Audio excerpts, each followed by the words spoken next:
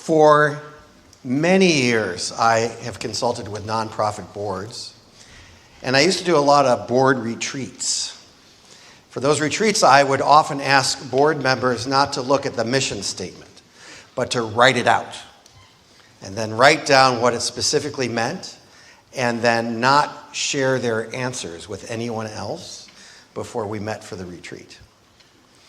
You can use that if you want.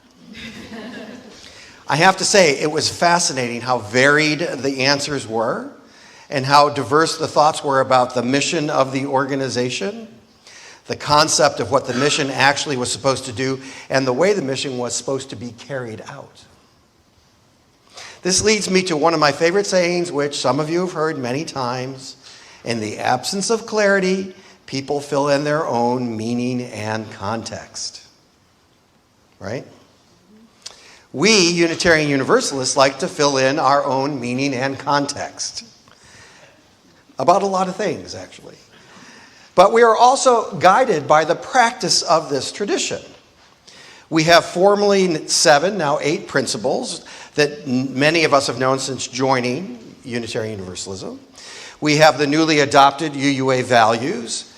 But there's far more than that. There's Unitarian history and theology, there's Universalist history and theology, there's Unitarian Universalist history and theology, and philosophy. And certainly there is history, culture, mission, and a shared understanding of the practice of Unitarian Universalism locally and in each congregation.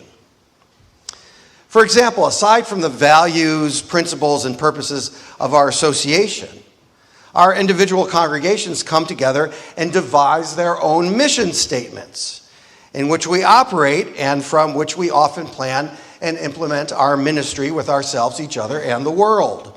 So again, we adopted our mission statement somewhere around 20 years ago.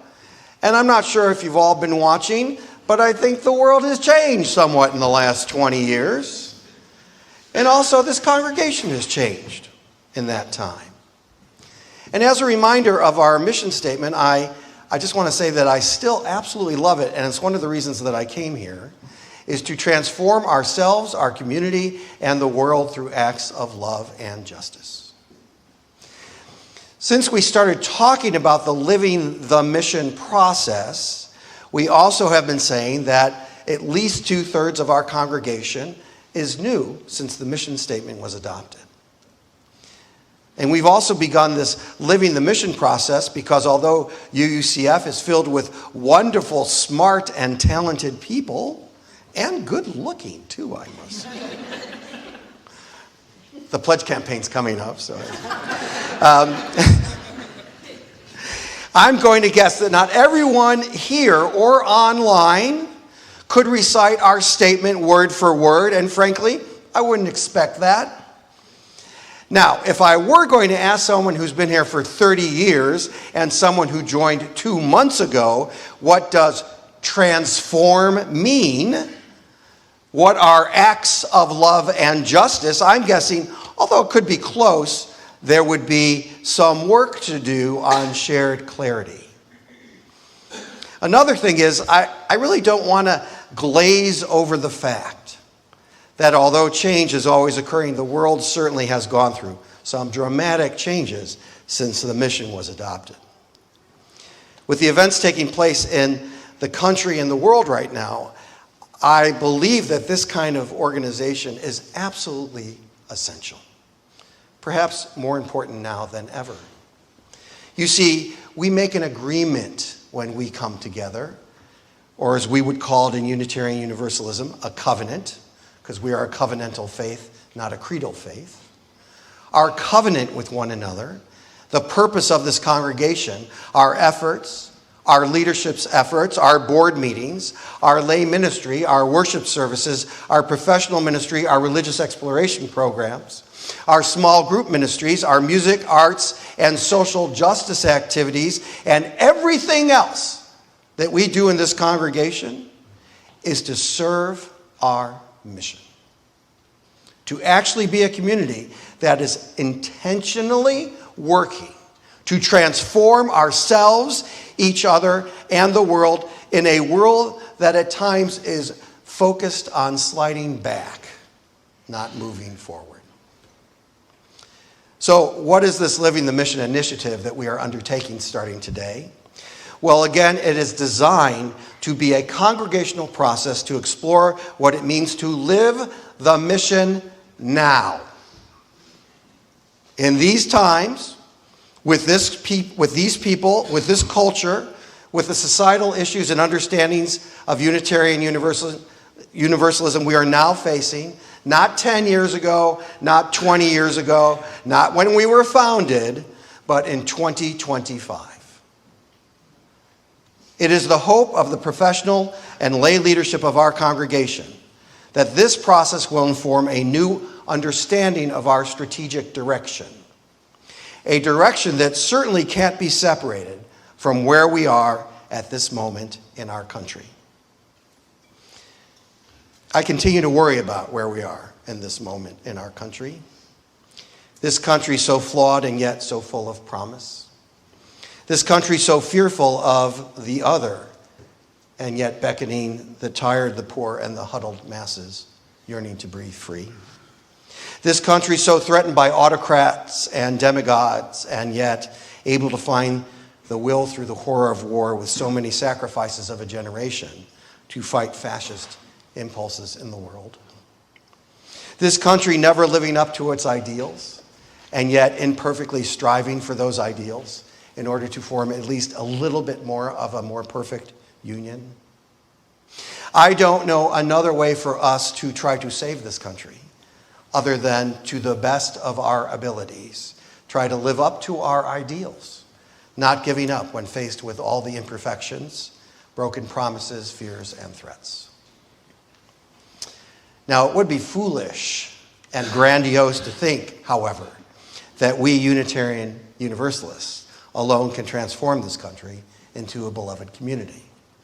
Although sometimes I think we think that. But that is not what I think our mission statement is calling us to do.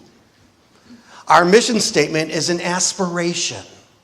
Our mission statement is asking us to actively practice the principles and values of Unitarian Universalist tradition, placing love at the center of all we do. Placing love at the center for ourselves would be hard enough, yes, but then trying to have us apply it to our community and our world, well, that is asking a lot. And frankly, yes, it is asking a lot. And I believe I can't in good conscience really give any of us a pass on that.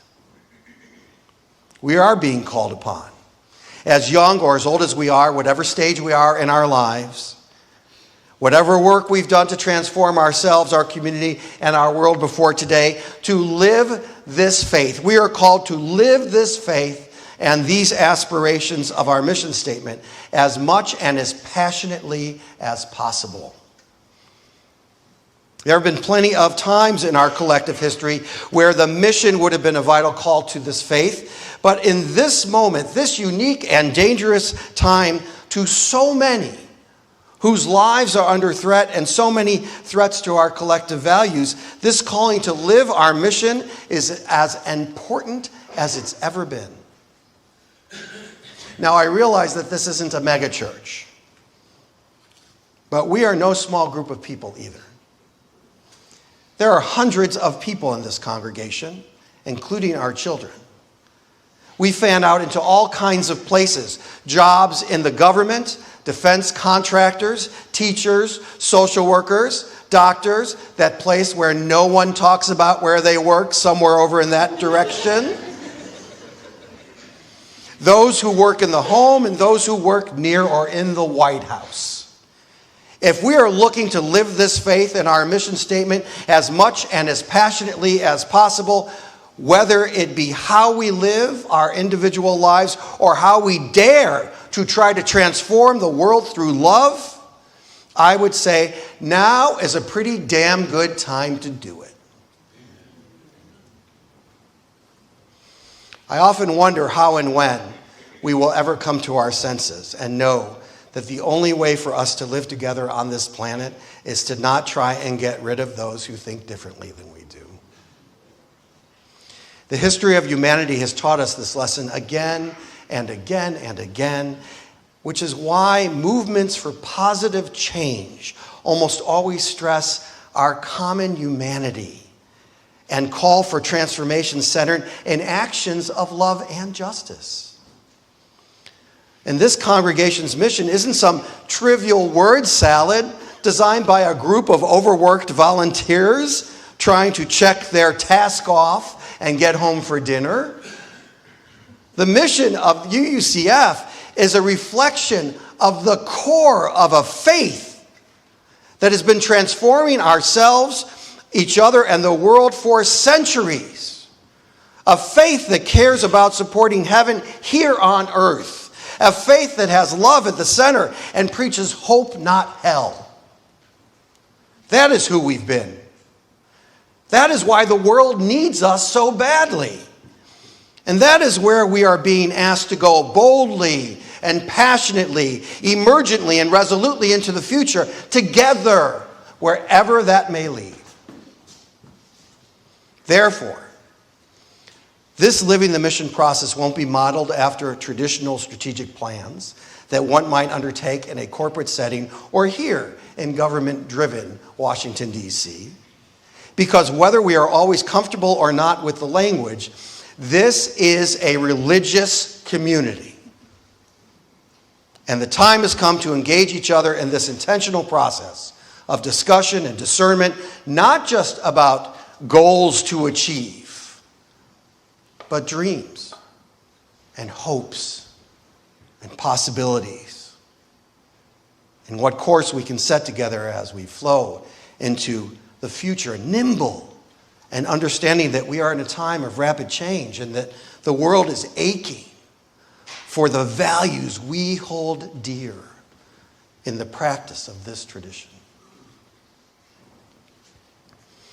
When I say we're going to take a strategic direction, that means this is the beginning of a journey of hopefully some shared clarity about our mission. A discernment process in the hopes of understanding what practicing our mission means for now and in the future. And here's why. We see it every day. On the news, social media, with friends, with family, we see things with which we are deeply struggling. Again, I know it. You see it. But there is also goodness and happiness and creativity and innovation and joy of deep and abiding connection to our common humanity. And this needs us. These things need our intention and attention. This goodness, this joy, this connection to our common humanity, this planet needs people like us, devoted to doing whatever we can to bring this elusive idea of beloved community into a movement, or at least somehow make it more real. For all of us, children and adults, the mission, the principles, the values, they are a moral calling to give birth to a great turning as quickly as possible.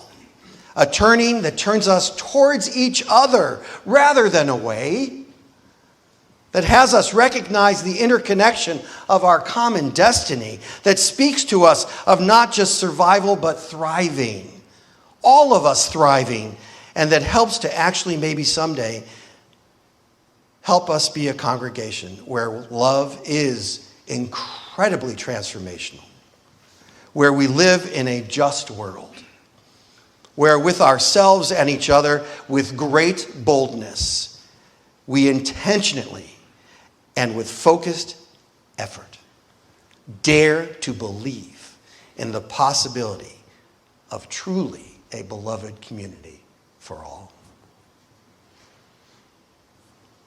May that be so, and amen.